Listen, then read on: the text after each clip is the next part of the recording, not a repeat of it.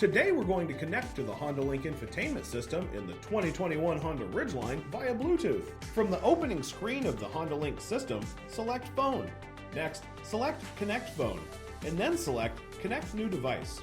At this point, make sure that Bluetooth is turned on and set to discoverable on your mobile device. Select your phone when the name appears on the list of detected devices. The Honda Link system will now display a 6-digit PIN number.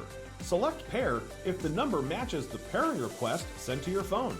Next, the Honda Link system will ask you to confirm that the pins match. Select Connect. Congratulations!